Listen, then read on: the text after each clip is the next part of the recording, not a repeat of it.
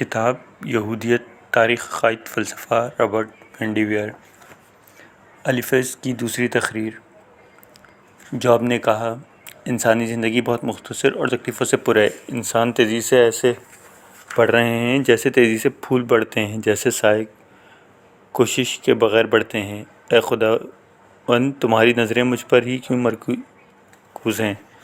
تم میرا احتساب کیوں کر رہے ہو؟ جتنا انسان پرگندہ ہے شاید دنیا میں دوسری کوئی مخلوق نہ ہو۔ اے خداوندی، تو ہی ہے ہمارے پیدا کرنے سے پہلے ہماری زندگیوں کا تعین کرتا ہے، اور تو ہی ہماری زندگی کے لیے جو دن اور مہینے مقرر کر دیتا ہے اس میں تبدیلی نہیں کرتا ہے۔ خداوند، تو ہمیں اکیلا چھوڑ دے لیکن ہمیں زندگی میں تھوڑی سی خوشیاں دے دے۔ الفیض نے کہنا شروع کیا، جاب، اگر تم اپنا ہی راستہ اختیار کرنا چاہتے ہو تو تم سے مذہب اور رحم دور چلا جائے گا۔ تمہارے الفاظ تمہاری بدیوں کو ظاہر کرتے ہیں، جبکہ تم اپنے الفاظ سے اس کو چھپانے کی کوشش کرتے ہو۔ مجھے ضرورت نہیں کہ میں تمہاری مذمت کروں، جبکہ تم اپنی مذمت خود کر رہے ہو۔ کیا تم پہلے شخص ہو جس کو خدا نے پیدا کیا؟ کیا تم اس وقت موجود تھے جس وقت خدا نے پہاڑوں کو بنایا؟ کیا تم نے خدا کے منصوبے کو سن لیا تھا؟ کیا تم میں ہی عقل اور فہم ہے؟ کیا جو کچھ تم جانتے ہو ہم نہیں جانتے؟ کیا تم ہی میں بصیرت ہے جو ہم میں نہیں؟ کیا خدا نے تمہیں ہی خوش بختی دی ہے اور تم اسے ٹھکرا رہے ہو؟ ہم کو خدا کے حوالے سے شریفانہ انداز میں تم سے گفتگو کر رہے ہیں، لیکن تمہاری آنکھوں سے غصے کی چنگاریاں برس رہی ہیں۔ تم خدا کو غصہ دکھا رہے ہو۔ کوئی خاکی شخص مکمل طور پر صاف نہیں ہوتا، خدا کے سامنے کوئی بھی حق پر نہیں ہوتا۔ جاب باب 14 آیت 1-6، باب 15 آیت 4-9-11-14۔ بلاد کی دوسری تقریر جاب نے کہا، جو کچھ تم کہہ رہے ہو میں اس سے پہلے بہت دفعہ سن چکا ہوں۔ تمہارے الفاظ میری تسلی کے لیے ہیں۔ اگر تم میری جگہ ہوتے اور میں تمہاری جگہ ہوتا تو بھی میں یہی کچھ کہتا جو تم کہہ رہے ہو۔ میں عمدہ تقریر کر کے تمہاری تسلی کر دیتا۔ تمہارے الفاظ، تمہاری خاموشی میری تکلیف کو کم نہیں کر سکتے۔ بلاد نے کہا، تم اپنے غصے کے ساتھ آنسو بہا رہے ہو۔ کیا تمہارا غصہ زمین کو ہلا سکتا ہے؟ کیا خدا تمہارے لیے پہاڑوں کو ہلا سکتا ہے؟ گناہ گاروں کے چراغ بہت جلد بجھنے کو ہیں، پھر وہ کبھی نہ جلیں گے۔ جو گناہ گار آج آزاد پھر رہے ہیں وہ جال میں الجھنے جا رہے ہیں، یہ جال ان کے لیے پاؤں کو پکڑ لیں گے۔ جاب باب 16 آیت 1-2-4-6، باب 18 آیت 4-5-7-8-10-12-13، باب 17 آیت 19-21۔ خداوند کا جواب۔ تب طوفان میں سے خداوند نے جاب سے کلام کیا، تم کون ہوتے ہو میری فہم پر سوال کرنے والے، اور وہ بھی اپنے گھسے پٹے خالی الفاظ کے ساتھ؟ اب میں تم سے سوال کرتا ہوں، اس وقت تم کہاں تھے جب میں نے زمین کی بنیاد رکھی تھی؟ مجھے زمین کی تخلیق کے بارے میں بتاؤ۔ اس کے طرف فیصلہ کس نے کیا تھا؟ وہ ستون کس نے بنائے جو زمین کو اٹھائے ہوئے ہیں؟ کیا تم نے سمندر کی تہہ میں ابلتے ہوئے چشمے دیکھے ہیں؟ کیا تم سمندر کے فرش پر چلے ہو؟ کیا تم جانتے ہو روشنی کہاں سے آتی ہے اور تاریکی کہاں سے آتی ہے؟ کیا تم وہ جگہ دیکھی ہے جہاں میں نے برف اور اولے رکھے ہوئے ہیں؟ کیا تم نے وہ جگہ دیکھی ہے جہاں سے سورج نکلتا ہے؟ کیا تم بادلوں کو حکم دے کر زمین پر بارش برسا سکتے ہو؟ کیا تم حکم دے کر بجلی کو چمکا سکتے ہو؟ کیا تم مخلوق کو رزق دے سکتے ہو؟ کیا تم جانتے ہو پہاڑ اور بکریاں کیسے پیدا کی گئیں؟ بتاؤ جاب، وہ کون ہے جس نے گھوڑے کو طاقت دی؟ کیا تم باز کو اڑنا سکھا سکتے ہو؟ کیا تم شکرے کے گھونسلے بنانا سکھا سکتے ہو؟ جاب نے کہا، میں نے بیوقوفانہ بات کی۔ خداوند، میں کیا کہتا؟ میں نے اپنے ہاتھ سے اپنا منہ بند کر لیا۔ میں پہلے ہی بہت کچھ کہہ چکا ہوں۔ میں جانتا ہوں تمہاری طاقت نظروں سے اجل اور تمہارا کوئی منصوبہ بلا وجہ نہیں۔ میں نے وہ باتیں کیں جو میں سمجھ نہ سکتا تھا۔ ماضی میں دوسروں نے مجھے جو کچھ بتایا میں وہی جانتا ہوں۔ اب میں تجھے اپنی آنکھوں سے دیکھ لیا ہے، میں خاک اور راکھ میں مل جاؤں گا۔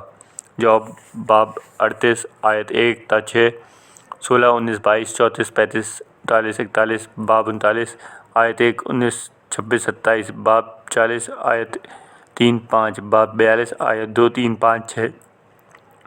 اے پوری دنیا کے خداوند، اے خداوند، تیرا نام پوری دنیا میں پرشکوہ ہے۔ تیری ثنا آسمانوں پر کی جاتی ہے، حتیٰ کہ تیری ثنا دودھ پیتے بچے بھی کرتے ہیں۔ تیرے ولی تیرے حمد و ثنا کرتے ہیں جیسے تو نے ان کو حکم دیا۔ تیرے دشمن تیری حمد نہیں کرتے۔ میں نے آسمان کی جانب دیکھا اور تیرے تخلیق کردہ کام کو دیکھا۔ میں نے جاندار ستاروں کو دیکھا جو تو نے بنائے۔ میں نے ان سے پوچھا، انسان کیا ہے؟ کیا تمہیں خود غور کرنا چاہیے؟ تو نے انسان کو اپنے سے ہی بنایا ہے، پھر عزت اور توقیر کا تاج ہمارے سروں پر رکھا، اور تو نے ہمیں ہر اس چیز کا حکمران بنایا جو تو نے پیدا کی۔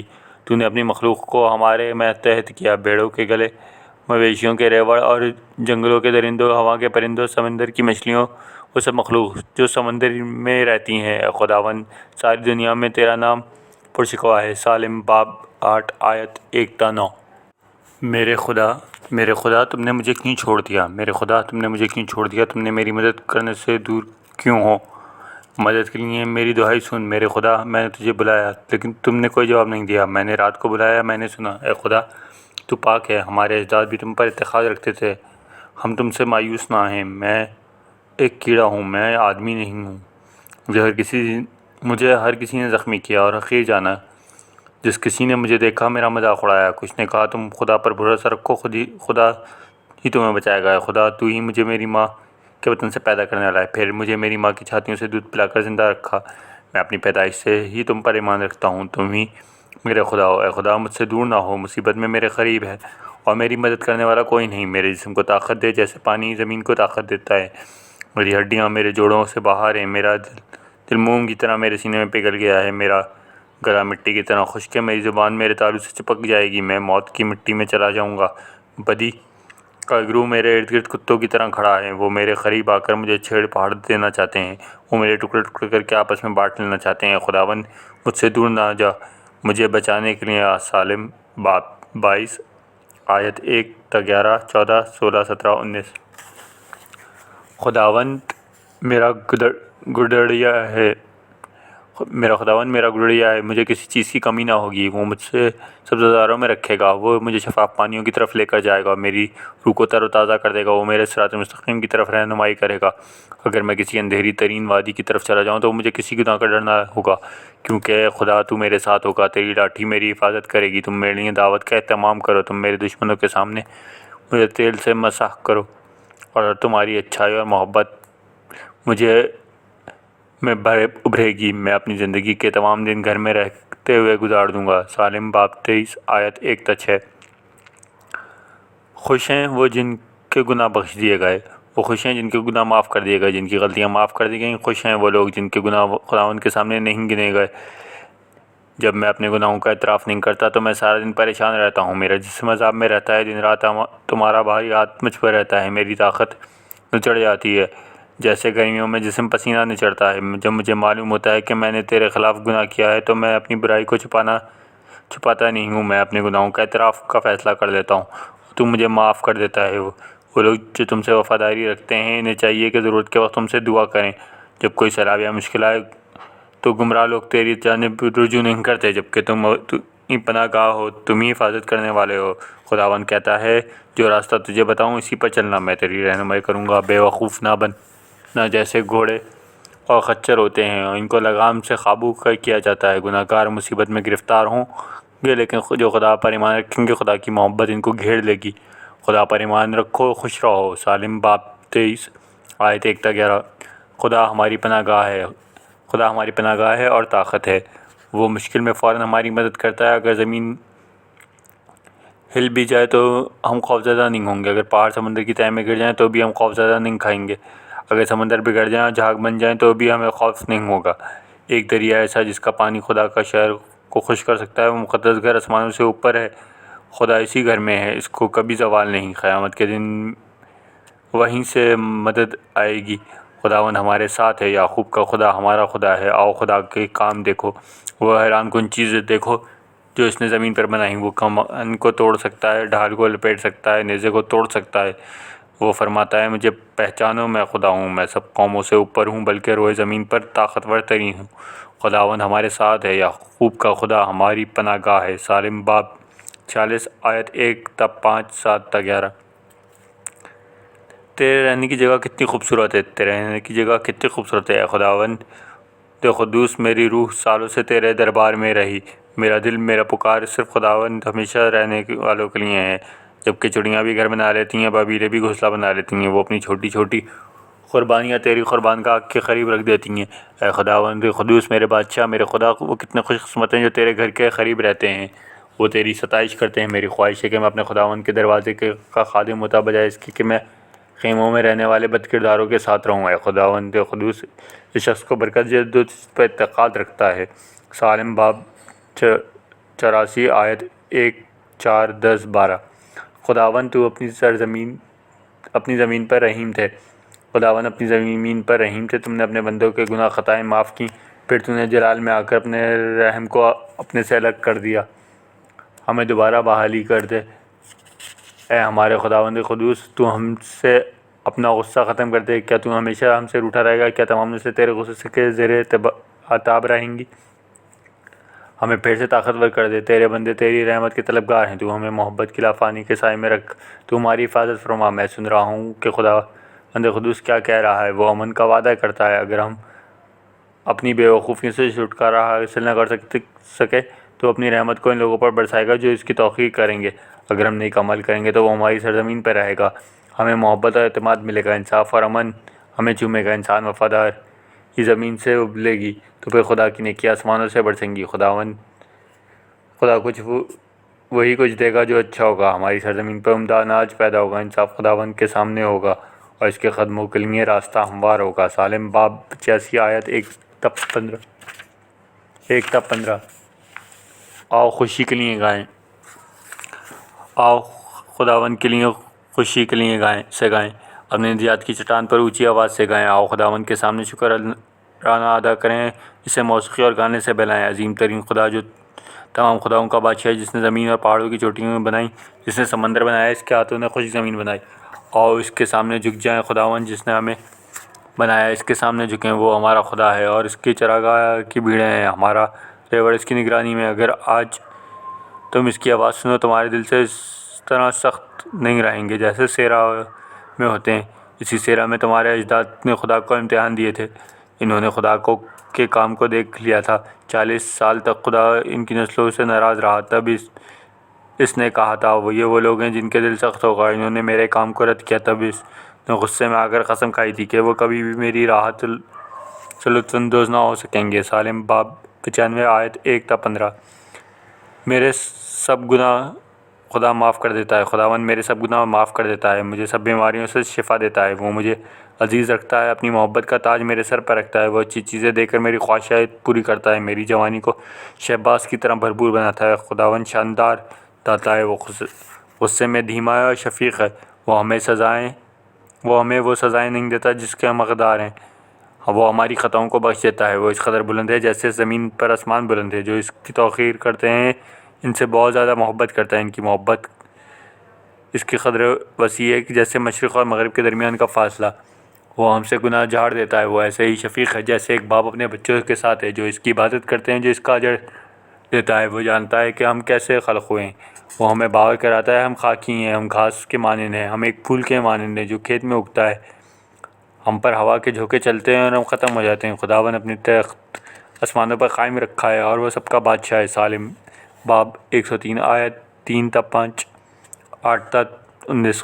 خوش ہیں وہ جو توقیر کرتے ہیں خداوند کی، جو خداوند کی توقیر کرتے ہیں وہ خوش ہوتے ہیں، اس کے احکام کی پابندی کر کے اس کی خوشنودی حاصل کرتے ہیں۔ ان کے بچوں پر رحمت ہوگی، ان کے اجداد کو برکت ملے گی، ان کے خاندان دولت تو حشمت سے لطف اندوز ہوں گے۔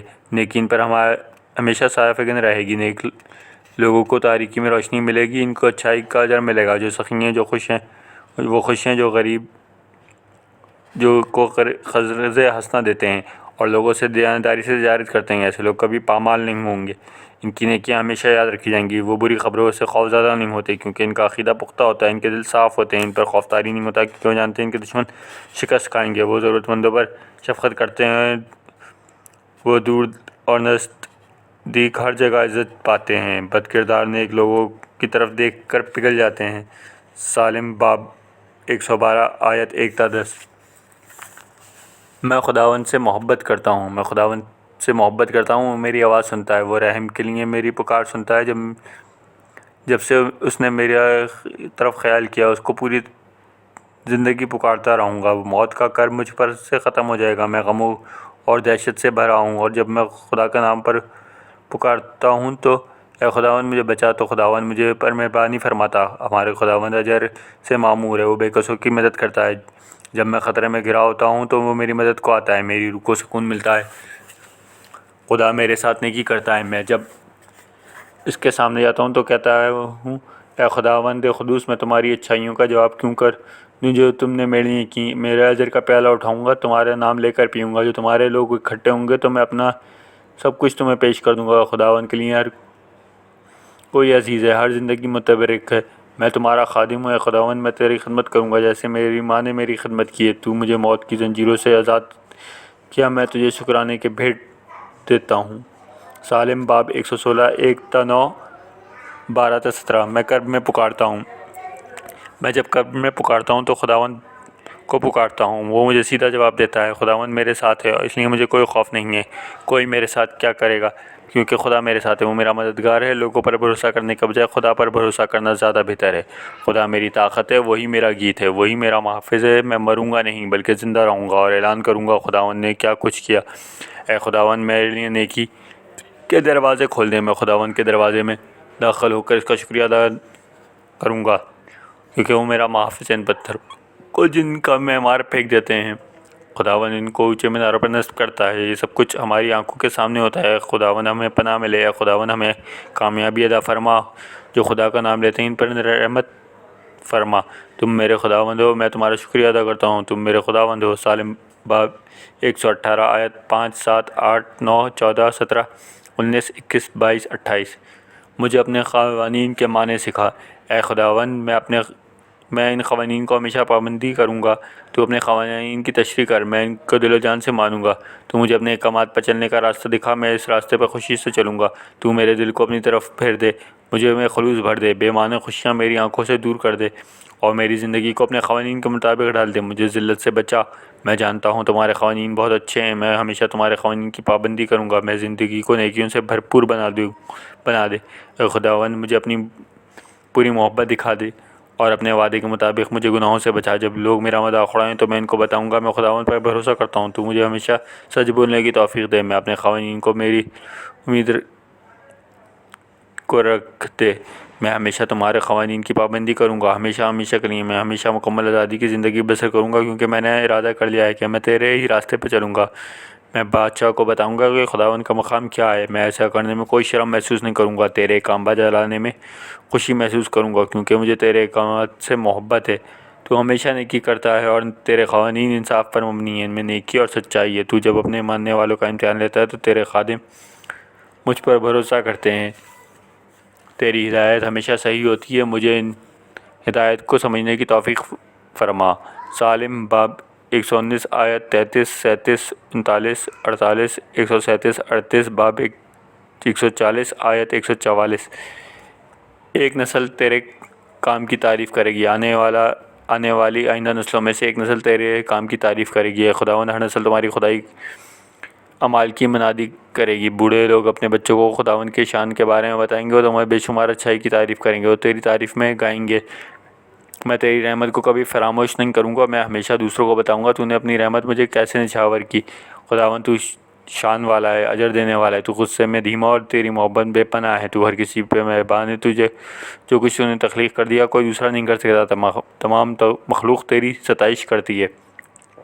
اے خداوند تیرے بندے تیری حمد کریں اور وہ تیری شہنشاہیت کی شان کو بیان کریں گے۔ تیری بادشاہی ہمیشہ رہنے والی بادشاہت ہے۔ خداوند تو اپنے وعدہ پور کو وفا کرنا اور اپنی بنائی ہوئی مخلوق سے محبت کرنا، جو تیرے سامنے جھکے سے سرفراز کرنا۔ تمام مخلوقات کے لیے روزی تیرے ہی جانب دیکھتی ہے۔ تو وقت پر اپنا ہاتھ کھول اور ہر مخلوق کی خواہشات پوری کر۔ خداوند ہر طرح سے راز باز، تو اپنی پیدا کردہ مخلوق سے محبت کر، جو تجھ کو پکارتا ہے اس کے پاس پہنچ جاتا ہے۔ خداوند نے چاہتا ہے کہ ہر کوئی دیانتداری سے گفتگو کرے، میرے منہ سے ہمیشہ تیری تعریف ہی ہوگی۔ تو اپنے مقدس نام کی ہر مخلوق کی تعریف کرنے کی توفیق فرما۔ سالم باب 145 آیت 4 تا 11 18 21۔ زندگی کا بیجا غرور۔ یہ اس فلسفی کے الفاظ ہیں جو یروشلم میں بادشاہ تھا، جو بیجا غرور سب کچھ بیجا غرور ہے۔ اپنی تمام محنت سے لوگ کیا حاصل کرتے ہیں؟ وہ سخت مشقت میں دھوپ رہ رہ کر کرتے ہیں۔ نسلیں آتی ہیں چلی جاتی ہیں، لیکن دنیا ہمیشہ ایسے ہی رہتی ہے۔ سورج طلوع ہوتا ہے اور غروب ہو جاتا ہے، جنوب سے ہوا چلتی ہے، شمال کو چلی جاتی ہے۔ ہوا کا چکر یوں ہی چلتا رہتا ہے۔ سب دریا سمندر میں گرتے ہیں، لیکن سمندر کبھی نہیں بھرتا۔ پانی اسی جگہ واپس لوٹ جاتا ہے جہاں سے دریا نکلتے ہیں، پھر سمندر میں چلا جاتا ہے۔ چیزیں اس طرح نہیں ہوتی جس طرح بیان کی جاتی ہیں۔ ہماری آنکھیں کتنا زیادہ دیکھ لیں، وہ مطمئن نہیں ہوتی۔ ہمارے کان کتنے بھی زیادہ سن لیں، ان کی طاقت پھر بھی زائل نہیں ہوتی۔ جو ہو چکا وہ دوبارہ ہوگا۔ سورج کے نیچے کوئی چیز بھی نئی نہیں ہے۔ لوگ کہتے ہیں کہ دیکھو یہ نئی چیز ہے، لیکن چیز تو پہلے ہی موجود ہوتی ہے، بلکہ وہ تو ہماری زندگی سے پہلے ہی تھی۔ کوئی بھی پرانے دنوں کو یاد نہیں کرتا، اس طرح مستقبل بھی ان دنوں کو اجلا دیا جائے گا۔ کلیسائی باب 1 آیت 1 تا 11۔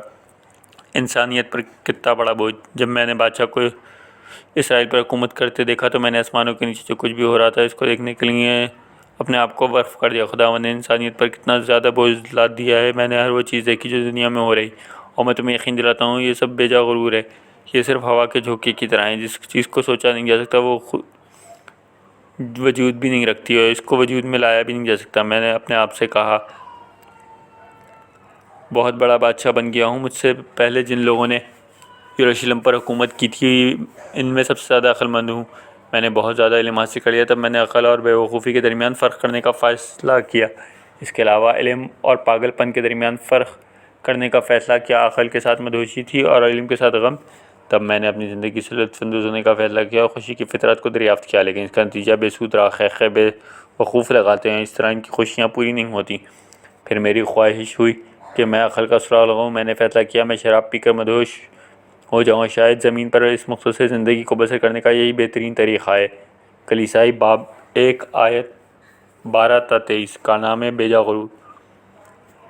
میں نے عظیم منصوبے بنائے۔ میں نے خود اپنے ہاتھوں سے اپنا گھر بنایا، اس کے قریب انگوروں کا باغ لگایا۔ میں نے اس میں کیاریاں بنائی اور اس میں تمام قسم کے پھل پودے لگائے۔ میں نے ان کو سینچنے کے لیے تالاب بنائے۔ میں نے بھیڑ بکری کے گوشت سے روٹی بنائی، اور کیونکہ میرے پاس یروشلم میں سب سے زیادہ مال مویشی تھے، جس سرزمین پر حکومت کرتا تھا، وہاں میں نے سونے اور چاندی کے خزانے جمع کیے۔ میں نے مرد اور عورتیں ملازم رکھیں جو مجھے گانے سنا کر لطف اندوز کرتے تھے۔ ہاں میں یروشلم میں رہنے والوں سے عظیم تر تھا۔ میری عقل نے مجھے کبھی دھوکہ نہ دیا۔ میری آنکھیں جس چیز کی خواہش کرتی ہیں وہ حاصل کر لیتا۔ جو کام بھی کرتا ہے اسے خوشی حاصل کرتا ہے، کیونکہ یہ سب کچھ میری کوشش کا انعام تھا۔ لیکن جب میں نے تجزیہ کیا تو میں نے جانا کہ میرا بے جا غرور تھا، اور غرور ہوا کے جھونکے کی طرح ہوتا ہے جو کسی چیز کو باقی نہیں رہنے دیتا۔ میں نے محسوس کیا یہی قسمت کا ہم سب کا انتظار کرتی ہے، جو ہماری عقل کو خاک میں ملا دیتی ہے۔ میں بھی بیوقوف بن کر اس قسمت کے ہاتھوں مشکل میں مبتلا ہوا، تو اس طرح عقل مند بن کر میں نے کیا پایا؟ کچھ نہیں، کیونکہ عقل کو کوئی بھی یاد نہیں رہتا، جس طرح بیوقوفی کو کوئی یاد نہیں رکھا جا سکتا۔ ایک دن آئے گا جب ہم سب بلا دیے جائیں گے، عقل مند اور بیوقوف سب موت کی آغوش میں چلے جائیں گے۔ اس طرح میری زندگی کی تذلیل ہوئی، وہ میرا کام میرا بوجھ بن گیا۔ میں جانتا ہوں ہر کام بے جا غرور ہے، بالکل ہوا کے جھونکے کی طرح۔ اپنے کارنامے ان کے لیے چھوڑتا ہوں جو میرے بعد آئیں گے، شاید وہ عقل مند ہو یا شاید بیوقوف ہو، کوئی نہیں جانتا، لیکن ہر چیز کو قابو میں رکھیں گے۔ کلیسائی باب 2 آیت 4 تا 11، 14 تا 17، 18 تا 20۔ ہر چیز کے لیے وقت۔ ہر چیز کے لیے ایک وقت ہے، ہر موسم کے لیے ایک کام ہے۔ ہر پیدا ہونے کا وقت اور مر جانے کا وقت، پودا لگانے کا وقت، پودا کے جڑ پکڑنے کا وقت، مارنے کا وقت، زخم مندمل ہونے کا وقت، نیچے کھینچنے کا وقت، اونچی تعمیر کرنے کا وقت، رونے کا وقت، ہنسنے کا وقت، ماتم کا وقت، ناچنے کا وقت، پتھر بکھیرنے کا وقت اور پتھر اکٹھے کرنے کا وقت، چومنے کا وقت اور چوم کر فارغ کرنے کا وقت، تلاش کا وقت اور ترک کے تلاش کا وقت، پاس رکھنے کا وقت اور دور پھینکنے کا وقت، پھاڑنے کا وقت اور مرمت کرنے کا وقت، خاموش رہنے کا وقت، بولنے کا وقت، محبت کرنے کا وقت، نفرت کرنے کا وقت، جنگ کرنے کا وقت، امن کا وقت۔ کلیسائی باب 3 آیت 1 تا 8۔ خاک سے خاک۔ میں نے دیکھا اس زمین پر بدیاں بڑی تیزی سے نیکیوں کی جگہ لے رہی ہیں، انصاف کی جگہ بدی ہے۔ میں اپنے آپ سے کہا خداوند نیکیوں اور بد کرداروں کا امتحان لے گا۔ ہر کام کے لیے ایک وقت ہے، ہر عمل کے لیے ایک وقت ہے۔ میں نے نتیجہ اخذ کیا ہے، خدا ہمارا امتحان لے رہا ہے۔ وہ ہمیں دکھاتا ہے ہمیں جانوروں سے کوئی مختلف نہیں ہے۔ انسانوں کی قسمت بھی جانوروں جیسی ہے، کیونکہ دونوں کو مرنا ہے۔ انسانوں اور جانور ایک ہی ہوا میں سانس لیتے ہیں۔ انسانوں کو جانور پر فوقیت حاصل نہیں، سب غرور ہے۔ تمام مخلوقات وہیں جاتی ہیں، جس مٹی سے آتی ہیں وہیں جاتی ہیں۔ پھر میں نے دنیا میں تشدد دیکھا۔ میں نے تشدد کے آنسو دیکھے، کوئی بھی انہیں تسلی نہیں دے رہا تھا۔ میں نے دیکھا تشدد کے ساتھ ہے، اس کی کوئی رہنمائی نہیں کرتا۔ میں نے اعلان کیا جو پہلے ہی مر چکے ہیں وہ ابھی تک زندہ ہیں، ان سے زیادہ خوش ہیں، لیکن ان دونوں سے زیادہ خوش وہ ہیں جو پیدا نہیں ہوئے، کیونکہ انہوں نے اس دنیا کی بدی نہیں دیکھی۔ میں نے معلوم کیا لوگ کامیابی کے لیے کیوں اتنی کوشش کرتے ہیں، وہ اپنے پڑوسیوں سے حسد کرتے ہیں، یہ غرور ہوا کہ جھوکے کی طرح ہیں۔ یہ کہا گیا کہ بیوقوف اپنے ہاتھ ملتے ہیں، اپنے آپ کو تباہ کر دیتے ہیں، لیکن بہتر یہ ہے تھوڑا کیا جائے اور زندگی کو حسد سے بچایا جائے۔ میں نے غرور کا زمین پر پھر سے جائزہ لیا۔ میں نے ایک شخص کو تنہا رہتے ہوئے دیکھا، اس کے بیٹے تھے اور نہ بھائی، جب وہ ہمیشہ کام کرتا رہتا، لیکن پھر بھی وہ اپنی دولت سے مطمئن نہ تھا۔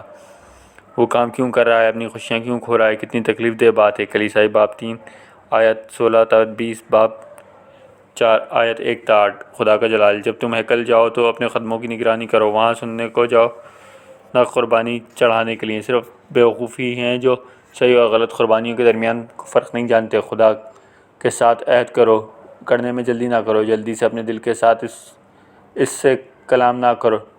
خدا آسمانوں میں ہے اور تم زمین پر ہو، اس لیے تمہارے صرف چند الفاظ ہونے چاہیے۔ زیادہ الفاظ تمہیں پریشان کر دیں گے، اس طرح تمہیں برے خواب آئیں گے۔ جب تم خدا سے عہد کرتے ہو تو اسے پورا کرنے میں دیر نہ کرو، اسے بیوقوفوں سے خوشی نہیں ملتی، اس لیے اپنا عہد فوراً پورا کرو۔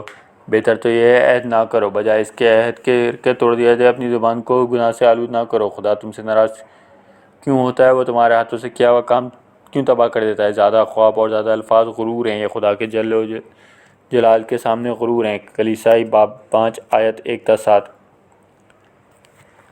زندگی اور موت۔ میں نے لمبے عرصے تک مشاہدہ کرنے کے بعد نتیجہ اخذ کیا ہے، خدا عقلمند اور نیک لوگوں کے اعمال کو قابو میں رکھتا ہے، یہاں تک کہ ان کی محبت اور نفرت خدا کی طرف سے ہوتی ہے۔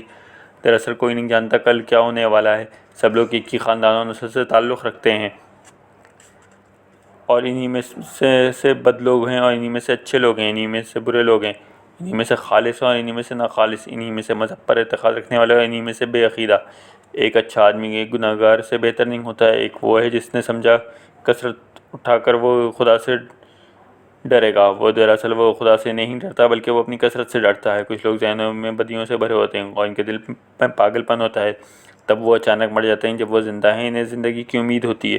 ایک زندہ کتا ایک مرے ہوئے شیر سے بہتر ہے۔